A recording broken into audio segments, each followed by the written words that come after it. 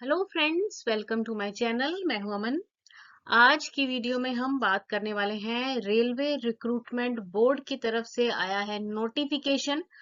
अलग अलग कैटेगरी की पोस्टें रहेंगी और वैकेंसीज हैं खूब सारी, यानी कि 32,000 वैकेंसीज रहेंगी। अलग अलग कैटेगरी की पोस्ट है ये। और ऑनलाइन अप्लाई करने के लिए जो पोर्टल है ना, वो 23 जनवरी से ओपन होगा और 22 फरवरी 2025 तक ये रहेगा। पूरा एक महीना आप ऑनलाइन वे में अप्लाई कर सकेंगे। अलग अलग कैटेगरी की पोस्टें हैं। वेबसाइट है rrbcdg.gov.in। अभी रेलवे रिक्रूटमेंट बोर्ड की तरफ से इसका शॉर्ट नोटिफिकेशन आया है। डिटेल नोटिफिकेशन आना अभी बाकी है। तो आज की वीडियो में हम शॉर्ट नोटिस को चेक करेंगे कि क्या क्या रिक्वायरमेंट, एज लिमिट वगैरह क्या क्या बताया है। तो चलिए शुरू करते हैं। वीडियो शुरू करने से पहले अगर आप इस चैनल पर नए हैं तो चैनल को सब्सक्राइब जरूर कीजिए, क्योंकि जितनी भी वेरीफाइड गवर्नमेंट जॉब्स रहती हैं उनकी नोटिफिकेशंस रेगुलरली इस चैनल पे अपलोड की जाती है।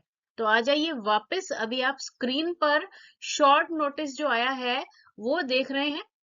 Government of India, ministry of railways की तरफ से ये शॉर्ट नोटिफिकेशन है, रेलवे रिक्रूटमेंट बोर्ड ने दिया है। अब यहाँ पे बताया गया है कि recruitment for the various post in level 1 of 7th पे कमीशन। ठीक है, 7th पे कमीशन जो है उसके हिसाब से लेवल 1 की ये पोस्टें रहेंगी, यानी कि ग्रुप डी की ये पोस्ट रहने वाली है।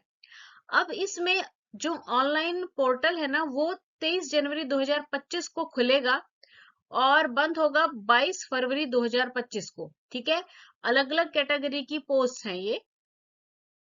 अब इसमें जो वैकेंसीज दी गई है ना, इनिशियल पे जो रहेगी, स्टार्टिंग पे आपकी होगी 18,000 से ये शुरू होगी। ठीक है, एजुकेशनल क्वालिफिकेशन की जानकारी आपको डिटेल नोटिफिकेशन में इसकी दी जाएगी। ठीक है, मोस्टली पॉसिबिलिटी है कि 10+2 इसकी मिनिमम क्वालिफिकेशन वगैरह रहेगी।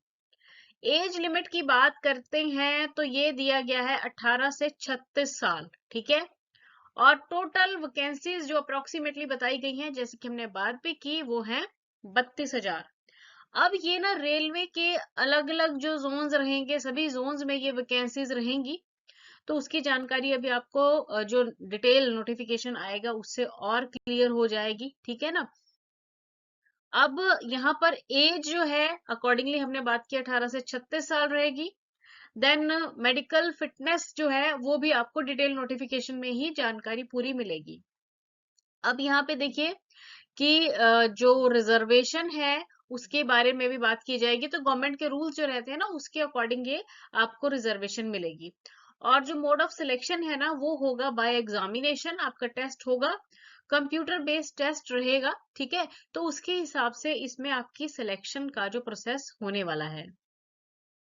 अब फीस की बारे में यहाँ पे बताया गया है कि जो कैंडिडेट्स हैं ओपन कैटेगरी से, ठीक है, तो उनकी तो फीस रहेगी 500। और जो कैंडिडेट्स हैं physically handicapped, then female, transgenders, ex serviceman, then SC ST minority community और ईडब्ल्यूएस यानी कि economically weaker section, economically backward class. ठीक है, तो उनके लिए जो ये फीस है ना, ये होगी जी 250। ठीक है, तो ये यहाँ पे फीस की जानकारी इस नोटिस में अभी दी गई है। रिक्रूटमेंट प्रोसेस जो है वो तो आप जानते हैं कि वो तो टेस्ट के अकॉर्डिंगली होगा। पर आप जो ऑनलाइन वे में अप्लाई कर सकेंगे ना, 23 जनवरी से कर सकेंगे। और यहाँ पर ना सारी जो अलग अलग आपका जोन पड़ेगा, अलग अलग कैटेगरीज, मतलब जिस जिस लोकेशन पे आपके नियर बाय लोकेशन जो पड़ेगी ना, वो आपको यहाँ पे वेबसाइट्स के एड्रेसेस दिए हुए हैं और इन वेबसाइट्स पे जाके आप जो है इसके लिए ऑनलाइन अप्लाई कर सकेंगे। और एंड में यहाँ पे बताया गया है कि जो एलिजिबिलिटी है उसको जानकारी आपको जो डिटेल नोटिस आएगा उसमें दे दी जाएगी। ठीक है, और जब आप अपना ऑनलाइन रजिस्टर करेंगे ना, तो जो भी आपका मोबाइल नंबर वर्किंग है और ईमेल जो वर्किंग है, वही आप जो है उसमें देंगे, क्योंकि पूरी जानकारी आपको एसएमएस या फिर मेल के द्वारा ही दी जाएगी।